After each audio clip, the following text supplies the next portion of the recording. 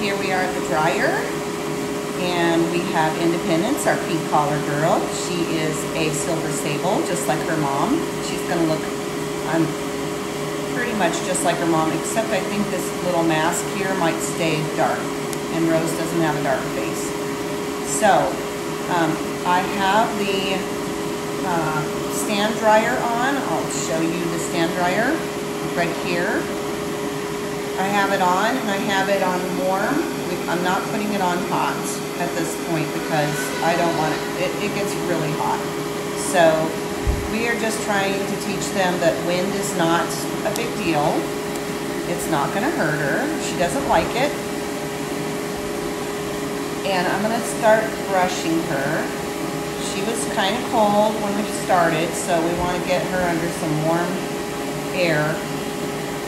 We're going to brush while she's drying, and it'll dry her super fast because it just does. Already underneath her fur, I can see that she is definitely silver. It looks a little beigey right now, but it will turn to silver. She's not loving this, but this is always the hardest. Sorry, I'm wiggling the camera. This is always the hardest desensitizing, in my opinion. They're just naturally afraid or move away from wind, and I think it's just a natural instinct that dogs do. So it scares them. But she's doing pretty good. She's not crying yet. I'm expecting some crying because usually they cry. But they do trust me, and they do tend to give in after I've insisted for a while. So that's always a nice thing to hold her up so it doesn't shake the camera so bad. Then what I'm going to do is, since she's had a little bit of air already, I'm going to take the force dryer, and I'm going to start the force dryer without a nozzle on it so it's not quite so loud, and I'm going to turn it on and use it as well.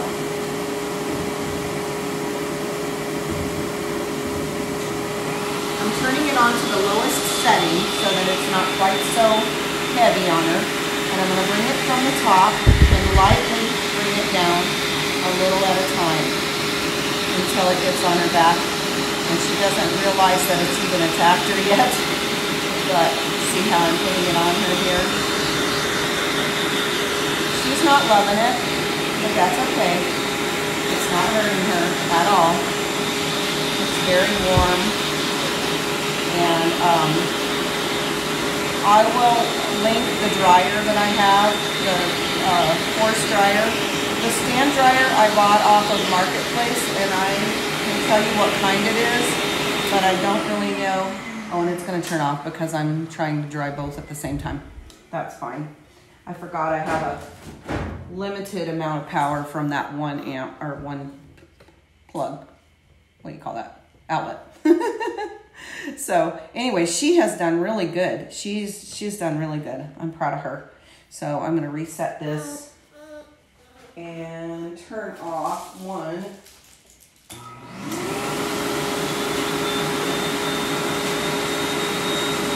Turn that one back off so it doesn't break it again. And then just let her finish getting dry. We're going to do her head. I always brush forward on the head. I don't know why. Probably because I don't want to poke them in the eyes. So definitely when you go to do their eyes, or around their eyes, cover their eyes just in case you don't poke them in the eye. And I mean, that definitely traumatizes them for grooming. It definitely does.